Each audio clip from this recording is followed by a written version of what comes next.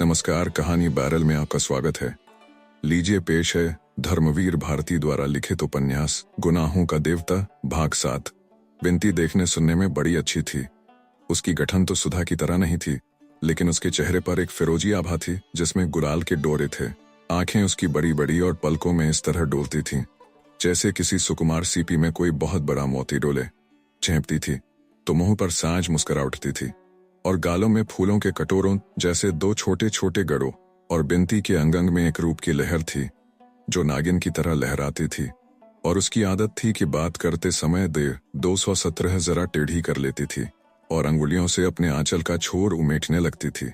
इस वक्त चंदर की बात पर झेंप गई और उसी तरह आंचल के छोर को उमेटती हुई मुस्कान छिपाकर उसने ऐसी निगाह से चंदर की ओर देखा जिसमें थोड़ी लाज, थोड़ा गुस्सा, थोड़ी प्रसन्नता और थोड़ी शरारत थी। चंदर एकदम बोला उठा, अरे सुधा सुधा, जरा बिनती की आंख देखो, इस वक्त आई अभी। बगल के कमरे में तश्तरी रखते हुए सुधा बोली, बड़े खराब हैं आप। बिनती बोली, हाँ बनाओगी ना आज से हमें, हमारा दिमाग ठीक करोगी ना। बहुत बोल रही थी अम्बा, बताओ। बताएं क्या, अभी तक हम बोलते नहीं थे तभी ना। अब अपनी ससुराल में बोलना टुइयां ऐसी, वहीं तुम्हारे बोल पर रीझेंगे लोग।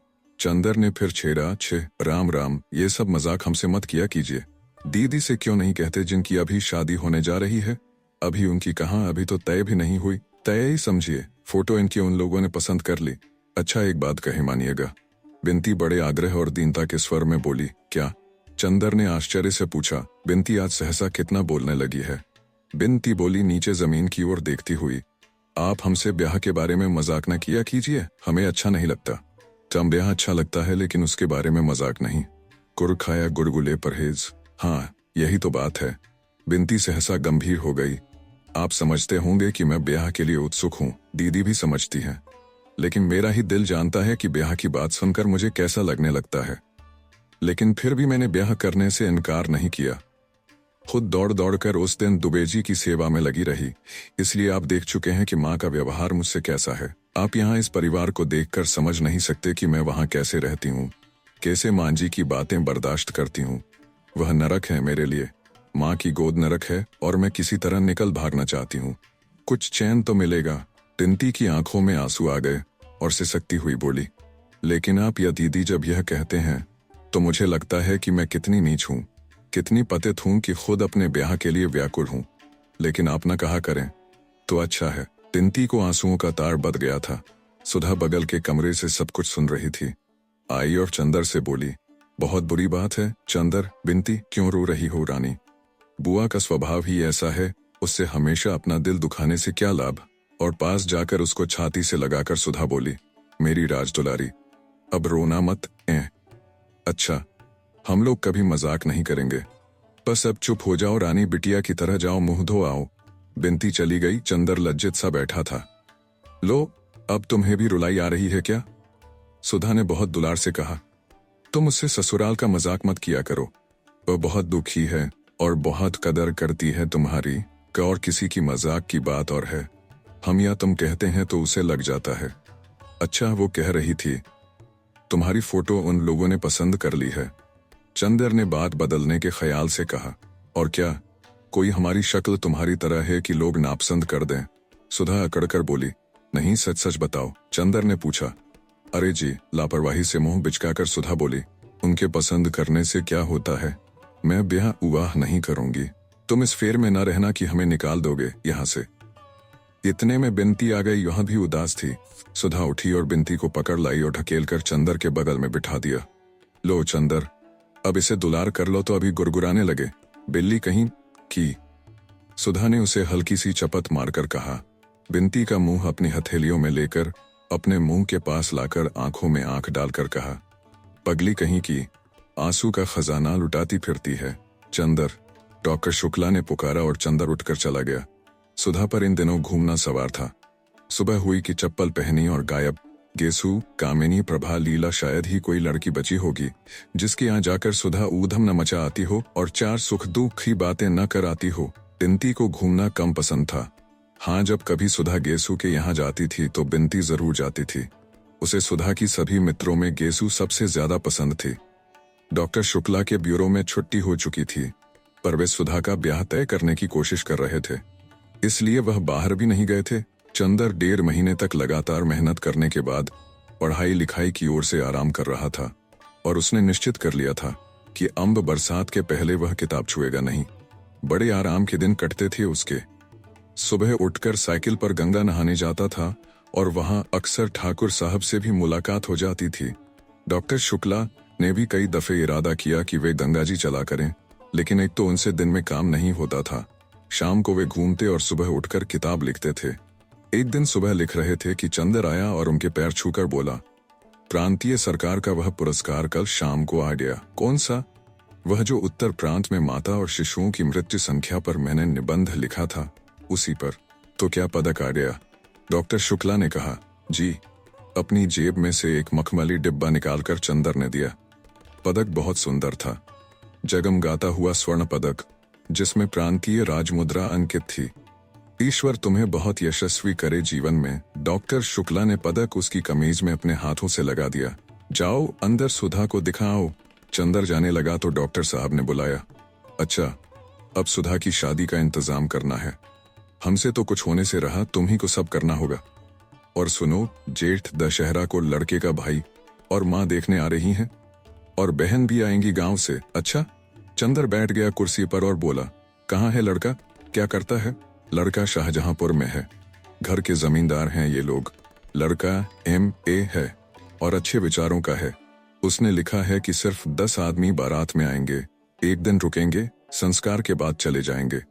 सिवा लड़की के गहने कपड़े और लड़के के गहने कपड़ों के और कुछ भी नहीं स्वीकार करेंगे।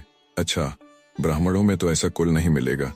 तभी तो सुधा की किस्मत है, वरना तुम बिनती के ससुर को तो देख ही चुके हो। अच्छा जाओ, सुधा से मिलाओ। वह सुधा के कमरे में आ गया। सुधा थी ही नहीं। देखा, महराजिन खाना बना रही है और बिनती बरामदे में बुरादे की अंगीठी पर पकौड़ियां बना रही है। आइए।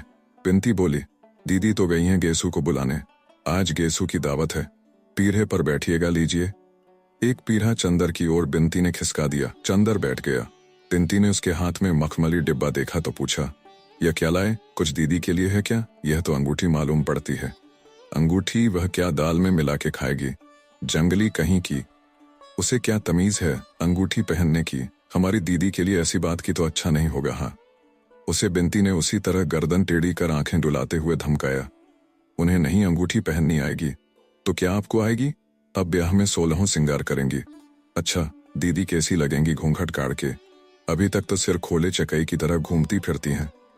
तुमने तो डाल ली आदत ससुराल में रहने की। चंदर ने बिनती से कहा। अरे हमारा क्या? एक गहरी सांस लेते हुए बिनती ने कहा, हम तो उसी के लिए बने थे, लेकिन सुधा दीदी को ब्याह शादी में न फंसना पड़ता तो अच्छा था। दीदी इन सब के लिए नहीं बनी थी। आप मामा जी से कहते क्यों नहीं?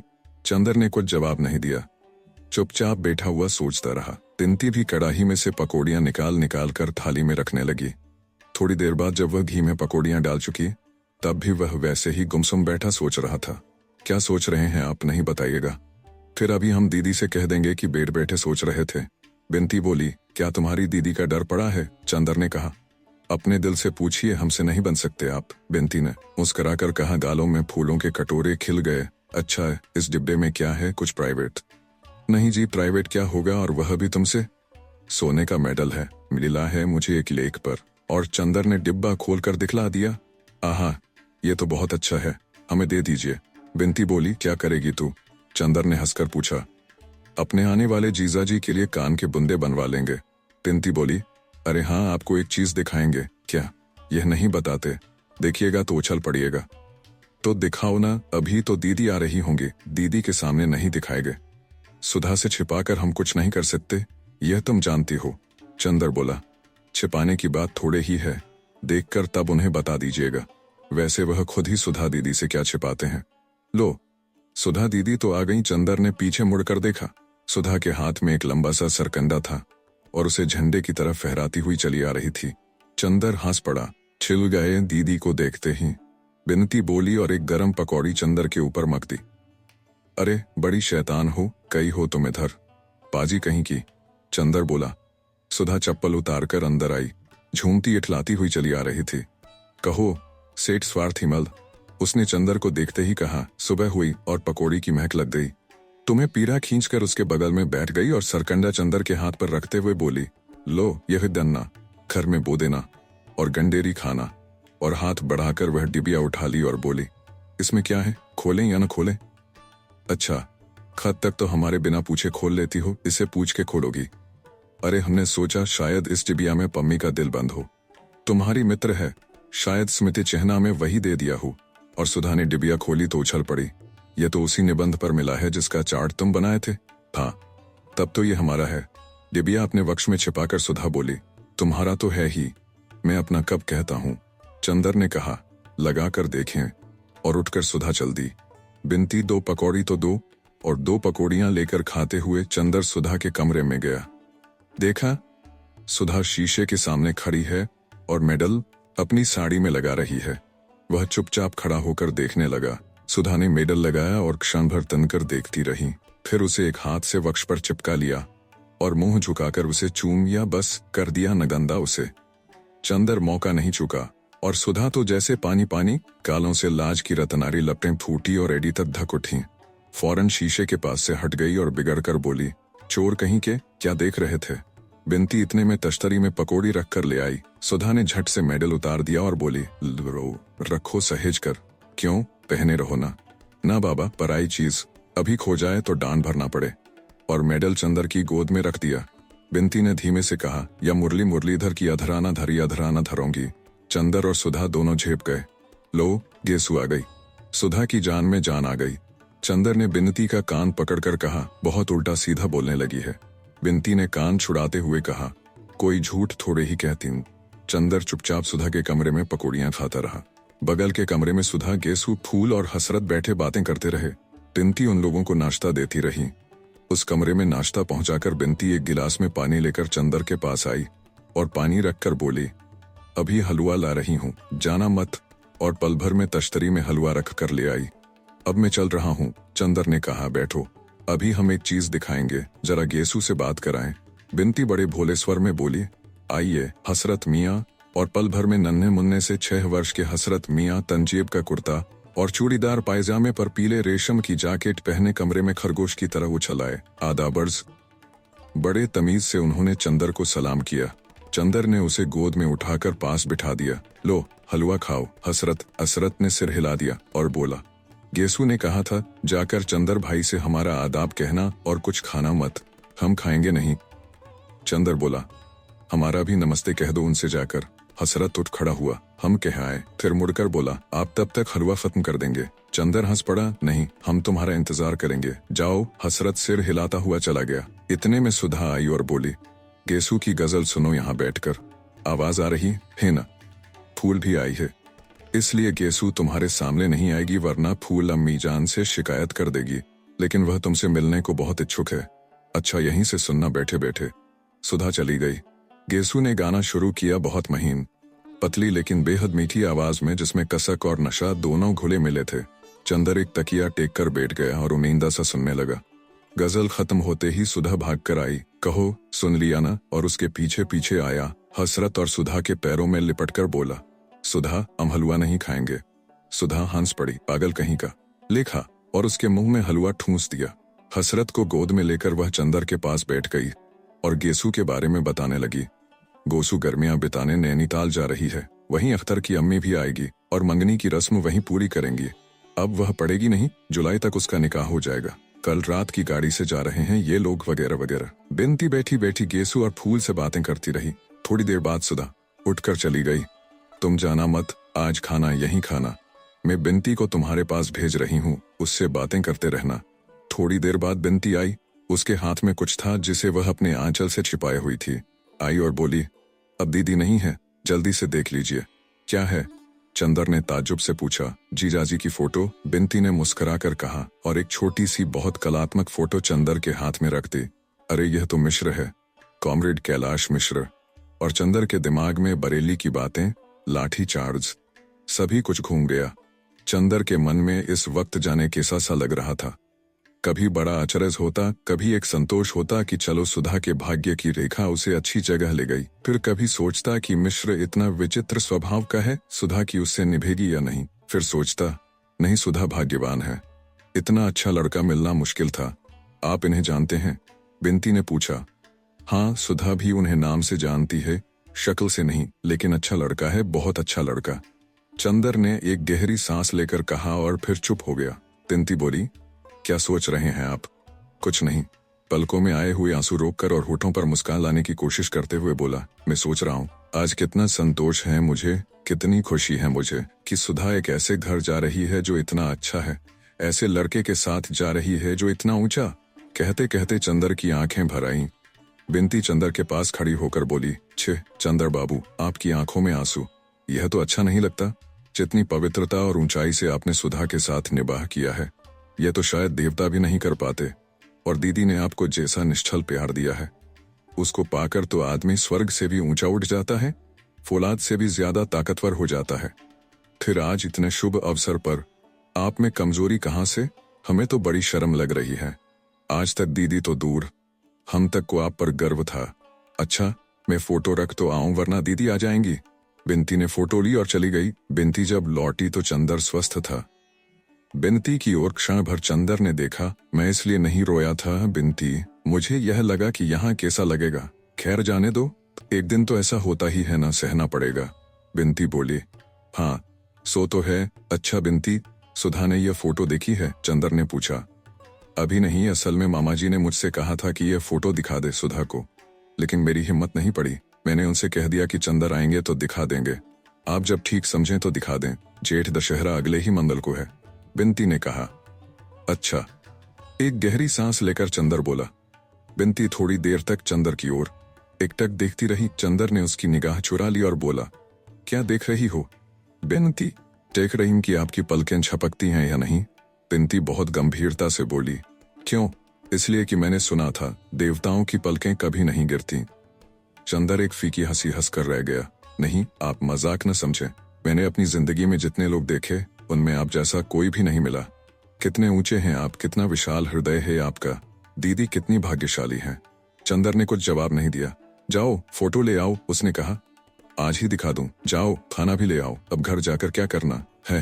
पापा को खाना खिलाने के बाद चंदर और सुधा खाने बैठे। महराजन चली गई थी, इसलिए बिनती सेंक सेंक कर रोटी दे रही थी। सुधा एक रेशमी सनिया पहने चौके के अंदर खा रही थी और चंदर चौके के बाहर। सुबह के कच्चे खाने में डॉक्टर शुक्ला बहुत छूत छात का विचार रखते थे। देखो आज बिनती ने रोटी बनाई है तो कितनी मीठी लग रही है।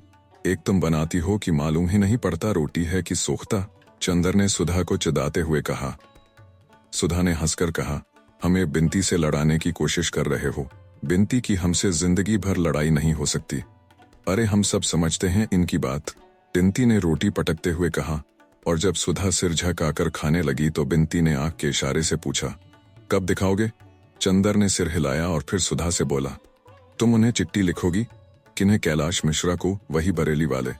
उन्होंने हमें खत लिखा था, उसमें तुम्हें प्रणाम लिखा था। चंदर बोला, नहीं खतवत नहीं लिखते, उन्हें एक दफे बुलाओ तो यहाँ। हाँ बुलाएंगे, अब महीने 2 महीने बाद, तब तुमसे खूब परिचय करा देंगे और तुम्हें उसकी पार्टी में भी भर्ती करा देंगे। चंदर ने कहा, क्या? हम मजाक नहीं करते, हम सचमुच समाजवादी दल में शामिल होंगे। सुधा बोली, अब हम सोचते हैं कुछ काम करना चाहिए। बहुत खेल कूद लिए, बचपन निभा लिया। उन्होंने अपना चित्र भेजा है, देखोगी? चंदर ने जेब में हाथ डालते हुए पूछा। कहाँ? सुधा ने बहुत उत्सुकता से पूछा। निकालो देखें। पहले बताओ हमें क्या इनाम दोगी? बहुत मुश्किल से भेजा उन्होंने चित्र। चंदर ने कहा, इनाम देंगे इन्हें। सुधा बोली और झट से झपटकर चित्र छीन लिया। अरे छू लिया चौके में से, बिनती ने दबी जबान से कहा। सुधा ने थाली छोड़ दी। अब छू गई थी वह, अब खा नहीं सकती थी। अच्छी फोटो देखी दीदी? सामने की थाली छूट गई, बिनती ने कहा। सुधा ने हाथ धोकर आंचल के छोर से पकड़कर फोटो देखी और बोली, चंदर सचमुच देखो कितने अच्छे लग रहे हैं, कितना तेज है चेहरे पर और माथा देखो कितना ऊंचा है। सुधा फोटो देखती हुई बोली, अच्छी लगी फोटो, पसंद है? चंदर ने बहुत गंभीरता से पूछा। हाँ हाँ, और समाजवादियों की तरह नहीं लगते ये। सुधा बोली, अच्छा सुधा यहाँ आओ। और चंदर के साथ सुधा अपने कमरे में जाकर पलंग पर बैठ गई। चंदर उसके पास बैठ गया और उसका हाथ अपने हाथ में लेकर उसकी अंगूठी घुमाते हुए बोला, सुधा एक बात कहें, मानोगी? क्या? सुधा ने बहुत दुलार और भोलेपन से पूछा। पहले बता दो कि मानोगी। चंदर ने उसकी अंगूठी की ओर एकटक देखते हुए कहा। फिर हमने कभी कोई बात तुम्हारी टाली है? क्या बात है? तुम मानोगी चाहे कुछ भी हो। चंदर ने पूछा। हाँ हाँ कह तो दिया। अब कौन सी तुम्हारी ऐसी बात है जो तुम्हारी सुधा नहीं मान सकती? आंखों में, वाड़ी में, अंग अंग से सुधा के आत्मसमर्पण छलक रहा था। फिर अपनी बात पर कायम रहना। सुधा देखो देखो, उसने सुधा की उंगलियां अपनी पलकों से लगाते हुए कहा। सुधी मेरी, तुम उस लड़के से ब्याह कर लो। कया? सुधा चोट खाई नागिन की तरह तड़प उठी। इस लड़के से? यही शक्ल है इसकी हमसे ब्याह करने की।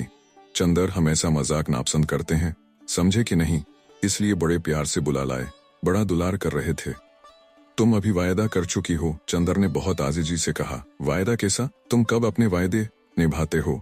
और फिर यह धोखा देकर वायदा कराना क्या? हिम्मत थी तो साफ साफ कहते हमसे। हमारे मन में आता सो कहते। हर तरह से बांध कर क्यों बलिदान चढ़ा रहे हो? और सुधा मारे गुस्से के रोने लगी। चंदर स्तब्ध। उसने इस दृश्य की कल्पना ही नहीं की थी। वह क्षण भर खड़ा रहा। वह क्या कहे सुधा से कुछ समझ ही में नहीं आता था। वह गया और रोती हुई सुधा के कंधे पर हाथ रख दिया। हटो उधर। सुधा ने बहुत रुखाई से हाथ हटा दिया और आंचल से सिर ढकती हुई बोली।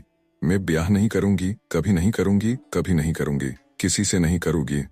तुम सभी लोगों ने मिलकर मुझे मार डालने की ठानी है, तो मैं अभी सिर पटक कर मर जाऊंगी। और मारे तेज के सचमुच सुधा ने अपना सिर दीवार पर पटक दिया। अरे!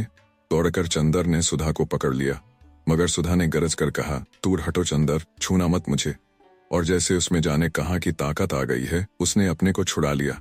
चंदर ने दबी जबान से कहा। छे सुधा, यह तुमसे उम्मीद नहीं थी मुझे। यह भावुकता तुम्हें शोभा नहीं देती। बातें कैसी कर रही हो तुम? हम वही चंदर है ना? हाँ वही चंदर हो, तभी तो इस सारी दुनिया में तुम ही एक रह गए हो मुझे फोटो दिखाकर पसंद कराने को। सुधा सिसक कर रोने लगी। पापा ने भी धोखा दे दिया। हमें पापा से यह उम्मीद नहीं थी। पगली, कौन अपनी लड़की को हमेशा अपने पास रख पाया है? चंदर बोला। तुम चुप रहो चंदर, हमें तुम्हारी बोली जहर लगती है। सुधा, यह फोटो तुम्हें पसंद है? तुम्हारी जबान हिली कैसे? शर्म नहीं आई तुम्हें? हम कितना मानते थे पापा को, कितना मानते थे तुम्हें। हमें यह नहीं मालूम था कि तुम लोग ऐसा करोगे। थोड़ी देर चुपचाप सिसकती रही सुधा और फिर धक कर उठी। कहाँ है वह फोटो? लाओ, अभी मैं जाऊंगी पापा के पास। मैं कहूंगी उनसे, हाँ मैं इस लड़के को पसंद करती हूँ, वह बहुत अच्छा है, बहुत सुंदर है, लेकिन मैं उससे शादी नहीं करूंगी। मैं किसी से शादी नहीं करूंगी, झूठी बात है। और उठकर पापा के कमरे की ओर जाने लगी। खबरदार जो कदम बढ़ाया। चंदर ने डांट कर कहा। बैठो इधर, मैं नहीं रुकूंगी। सुधा ने आकर कर कहा। नहीं रुकूंगी, नहीं रुकूंगी। और चंदर का हाथ तेज में उठा और एक भरपूर तमाचा सुधा के गाल पर पड़ा। सुधा के गाल पर नीली उंगलियां उपट आईं। वह स्तब्ध, जैसे पत्थर बन गई हो। आंख में आंसू जम गए, पलकों में निगाहें जम गईं, होठों में आवाजें जम गईं और सीने में सिसकियां जम गईं। चंदर ने एक बार सुधा की ओर देखा और कुर्सी पर जैसे गिर पड़ा और सिर पटक कर बैठ गया। सुधा कुर्सी के पास जमीन पर बैठ गई, चंदर के घुटनों पर सिर रख दिया, बड़ी भारी आवाज में बोली। चंदर, देखें तुम्हारे हाथ में चोट तो नहीं आई? चंदर ने सुधा की ओर देखा, एक ऐसी निगाह से जिसमें कब्र मुंह फाड़कर जमुहाई ले रही थी। सुधा एकाएक फिर सिसक पड़ी और चंदर के पैरों पर सिर रखकर बोली। चंदर, सचमुच मुझे अपने आश्रय से निकाल कर ही मानोगे? चंदर, मजाक की बात दूसरी है, जिंदगी में तो दुश्मनी मत निकाला करो। चंदर एक गहरी सांस लेकर चुप हो गया और सिर थाम कर बैठ गया। 5 मिनट बीत गए। कमरे में सन्नाटा, गहन खामोशी। सुधा चंदर के पांवों को छाती से चिपकाए सूनी सूनी निगाहों से जाने कुछ देख रही थी। दीवारों के पार, दिशाओं के पार, क्षितिजों से परे दीवार पर घड़ी चल रही थी। टिक टिक। चंदर ने सिर उठाया और कहा। सुधा, हमारी तरफ देखो। सुधा ने सिर ऊपर उठाया। चंदर बोला। सुधा, तुम हमें जाने क्या समझ रही होगी, लेकिन अगर तुम समझ पाती कि मैं क्या सोचता हूँ, क्या समझता हूँ। सुधा कुछ नहीं बोली। चंदर कहता गया। मैं तुम्हारे मन को समझता हूँ सुधा। तुम्हारे मन ने जो तुमसे नहीं कहा वह मुझसे कह दिया था। लेकिन सुधा, हम दोनों एक दूसरे की जिंदगी में क्या इसीलिए आए कि एक दूसरे को कमजोर बना दें, या हम लोगों ने स्वर्ग की ऊंचाइयों पर साथ बैठकर आत्मा का संगीत सुना सिर्फ इसीलिए कि उसे अपने ब्याह की शहनाई में बदल दें? गलत मत समझो चंदर, मैं गेसू नहीं कि अख्तर से ब्याह के सपने देखूं और ना तुम ही अख्तर हो। चंदर, मैं जानती हूँ कि मैं तुम्हारे लिए राखी के सूत से भी ज्यादा पवित्र रही हूँ, लेकिन मैं जैसी हूँ मुझे वैसी ही क्यों नहीं रहने देते? मैं किसी से शादी नहीं करूंगी, मैं पापा के पास रहूंगी। शादी को मेरा मन नहीं कहता। मैं क्यों करूं? तुम गुस्सा मत हो, दुखी मत हो। तुम आज्ञा दोगे तो मैं कुछ भी कर सकती हूँ, लेकिन हत्या करने से पहले यह तो देख लो कि मेरे हृदय में क्या है। सुधा ने चंदर के पामों को अपने हृदय से और भी दबाकर कहा। सुधा, तुम एक बात सोचो, अगर तुम सबका प्यार बटोरती चलती हो तो कुछ तुम्हारी जिम्मेदारी है या नहीं? पापा ने आज तक तुम्हें किस तरह पाला? अम्ब, क्या तुम्हारा यह फर्ज है कि तुम उनकी बात को ठुकराओ? और एक बात और सोचो, हम पर कुछ विश्वास करके ही उन्होंने कहा है कि मैं तुमसे फोटो पसंद कराऊं। अगर अब तुम इनकार कर देती हो तो एक तरफ पापा को तुमसे धक्का पहुंचेगा, दूसरी ओर मेरे प्रति उनके विश्वास को कितनी चोट लगेगी। हम उन्हें क्या मुंह दिखाने लायक रहेंगे भला? तो तुम क्या चाहती हो? महज अपनी थोड़ी सी भावुकता के पीछे तुम सभी की जिंदगी चौपट करने के लिए तैयार हो? यह तुम्हें शोभा नहीं देता है? क्या कहेंगे पापा कि चंदर ने अभी तक तुम्हें यही सिखाया था? हमें लोग क्या कहेंगे बताओ? आज तुम शादी न करो, उसके बाद पापा हमेशा के लिए दुखी रहा करें और दुनिया हमें कहा करे, तब तुम्हें अच्छा लगेगा नहीं? सुधा ने भरे हुए गले से कहा। तब और फिर एक बात और है न सुधी, सोने की पहचान आग में होती है ना, लपटों में अगर उसमें और निखार आए तभी वह सच्चा सोना है। सचमुच मैंने तुम्हारे व्यक्तित्व को बनाया है या तुमने मेरे व्यक्तित्व को बनाया है, यह तो तभी मालूम होगा जबकि हम लोग कठिनाइयों से, वेदनाओं से, संघर्षों से खेलें और बाद में विजयी हों, और तभी मालूम होगा कि सचमुच मैंने तुम्हारे जीवन में प्रकाश और बल दिया था। अगर सदा तुम मेरी बाहों की सीमा में रही और मैं तुम्हारी पलकों की छांव में रहा और बाहर के संघर्षों से हम लोग डरते रहे तो कायरता है। और मुझे अच्छा लगेगा कि दुनिया कहे कि मेरी सुधा, जिस पर मुझे नाज था, वह कायर है। बोलो, तुम कायर कहलाना पसंद करोगी? हाँ। सुधा ने फिर चंदर के घुटनों में मुंह छिपा लिया। क्या? यह मैं सुधा के मुंह से सुन रहा हूँ? छे पगली, अभी तक तेरी निगाहों ने मेरे प्राणों में अमृत भरा है और मेरी सांसों ने तेरे पंखों में तूफानों की तेजी।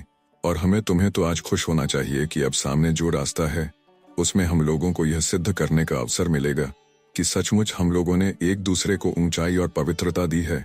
मैंने आज तक तुम्हारी सहायता पर विश्वास किया था, आज क्या तुम मेरा विश्वास तोड़ दोगी? सुधा, इतनी क्रूर क्यों हो रही हो आज तुम साधारण लड़की नहीं हो, तुम ध्रुवतारा से ज्यादा प्रकाशमान हो। तुम यह क्यों चाहती हो कि दुनिया कहे सुधा भी एक साधारण सी भावुक लड़की थी, और आज मैं अपने कान से सुनूं? बोलो सुधी। चंदर ने सुधा के सिर पर हाथ रखकर कहा। सुधा ने आंखें उठाईं, बड़ी कातर निगाहों से चंदर की ओर देखा और सिर झुका लिया।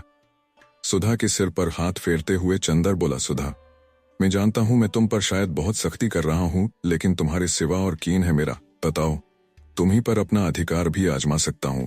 विश्वास करो मुझ पर सुधा। जीवन में अलगाव, दूरी, दुख और पीड़ा आदमी को महान बना सकती है। भावुकता और सुख हमें ऊंचे नहीं उठाते। बताओ सुधा, तुम्हें क्या पसंद है? मैं ऊंचा उठूं तुम्हारे विश्वास के सहारे, तुम ऊंची उठो मेरे विश्वास के सहारे। इससे अच्छा और क्या है सुधा? चाहो तो मेरे जीवन को एक पवित्र साधन बना दो, चाहो तो एक छिछली अनुभूति। सुधा ने एक गहरी सांस ली, क्षण भर घड़ी की ओर देखा और बोली, इतनी जल्दी क्या है अभी? चंदर, तुम जो कहोगे मैं कर लूंगी। और फिर वह सिसकने लगी, लेकिन इतनी जल्दी क्या है? अभी मुझे पढ़ लेने दो। नहीं, इतना अच्छा लड़का फिर मिलेगा नहीं, और इस लड़के के साथ तुम वहां पढ़ भी सकती हो। मैं जानता हूं उसे, वह देवताओं सा निश्चल है। बोलो, मैं पापा से कह दूं कि तुम्हें पसंद है? सुधा कुछ नहीं बोली।